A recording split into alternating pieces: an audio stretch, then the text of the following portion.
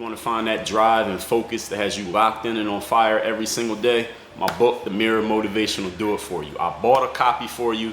You take care of the shipping. The book is free. Click the link down there. I got you. DreAllDay.com. Dre Baldwin, DreAllDay.com. This video is for the basketball players out there. Those of you, especially players who are trying to get more shine, trying to get on, whether you're trying to get recruited, whether you're trying to go play overseas, you're in college right now, you're in high school trying to get recruited, middle school maybe trying to get recruited, play AAU or whatever. Y'all gotta understand something, that there are two objectives that you need to get to at the exact same time. One of them, obviously, because we're playing a sport and we know sports have a scoreboard, and the scoreboard determines who wins or loses, and the whole objective of playing the game is to win. Everybody knows that, right? So whatever team you're on, wherever you're playing, whatever league, I don't care if it's a pickup game, one-on-one against your homie, or you playing the state championship, wherever you're at, the league title game, whatever, you got to win the game. The object of the game is to win. That's the thing that matters in the end. So even if you put up, you could put up great stats or think you better than this guy, or you had a couple highlights. If your team doesn't win the game, then you don't get the trophy, you don't move on, and you might not get seen by whoever you want to get seen by because your team don't have a game because y'all got put out of the playoffs or y'all ain't make the playoffs or whatever. You got to win the game. I think everyone understands that at a basic level, but I think a lot of athletes kind of lose sight of that over time because everybody's always talking about everything other than winning. You got NBA players complaining because they didn't get to the All-Star game or they didn't win an MVP award. Like, yo, you didn't win the game. Yo, forget the MVP award. There's only one trophy that is not based on votes. Y'all understand that? In sports, all the other trophies is based on what other people thought.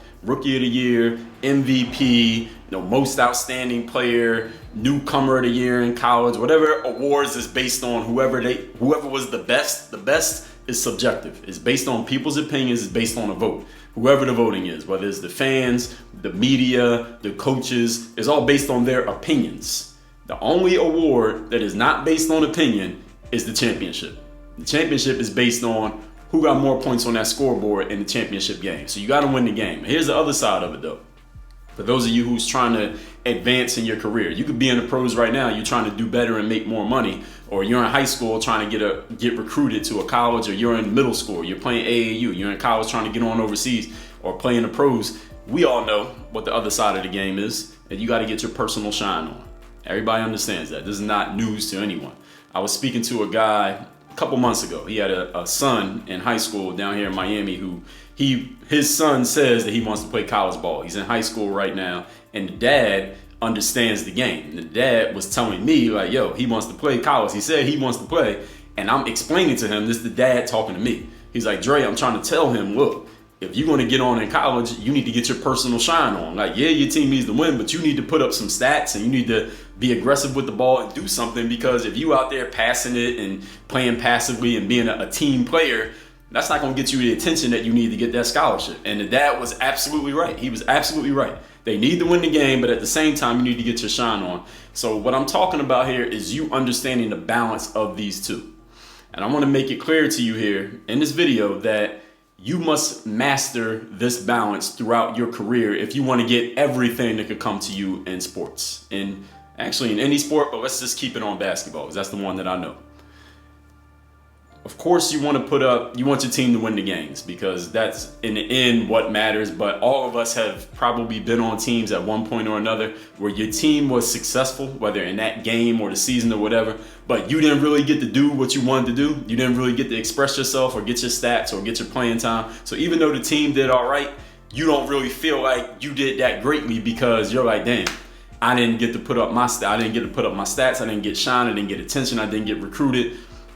This balance is really what makes you if you want to call yourself the superstar, feel like you're maximizing what you're doing in ball, this is the balance that you got to find. And I want you to understand that this balance is much more mental than it is physical. It's not a physical balance. This is a mental balance. The reason why I say it's mental is because, look, I played my whole pro ball career was overseas. I never played in the NBA, never played in the G League, but I watched players who played at that level. And I still see them having this same problem. Any of you watched a pro basketball game and seen a player who it was obvious that they care more about their stats than about the team winning?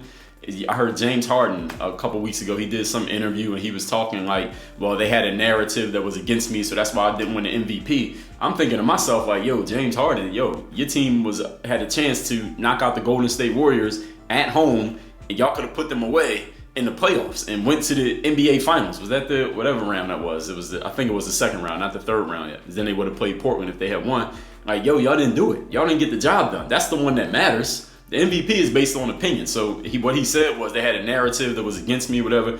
Maybe he's right. I mean, that's his opinion. That's his belief. But who the hell cares? Like, yo, if you would have beat the Warriors in the playoffs and put them out, here's the facts, all right? Because MVP is just people's opinion. Here's the fact.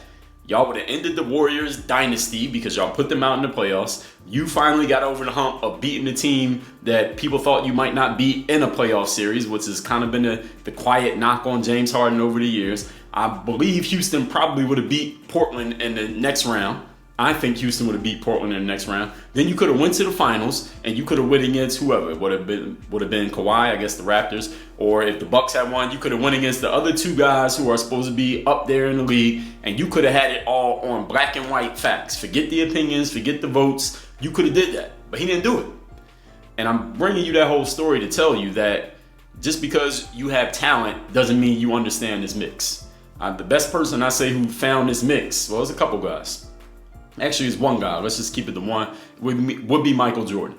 Many of y'all maybe didn't even see Jordan when Jordan was Jordan. I wasn't even watching ball that hard when Jordan was Jordan, but I was around.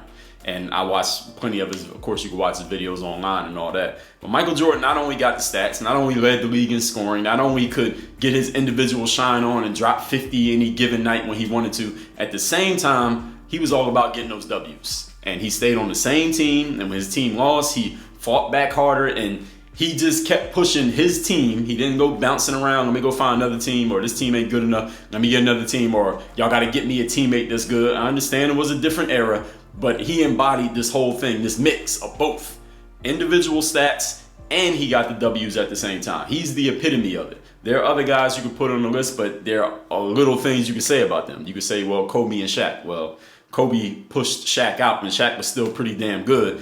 And who did he replace him with? He didn't replace him with anybody who was better than Shaq. They eventually got back up, but Kobe had several years where his team was trash because he pushed Shaq out and wanted to start over from nothing. Now, you could say Kobe eventually got back, but they could have won more titles had they stayed together and worked that out. But Kobe wanted to get his individual shine on, so he kind of stumbled a little bit on that. And anybody else you want to name, ain't too many that you can even put in that category, in that conversation. If there's somebody that I'm missing, you can let me know. But I'm thinking, every player that I'm thinking right now, as far as getting the individual and pushing their team to get that W without the bouncing around, without going to different teams, without I gotta build a super team around me. Just said, I'm gonna stay right here and we gonna win right here and do our thing.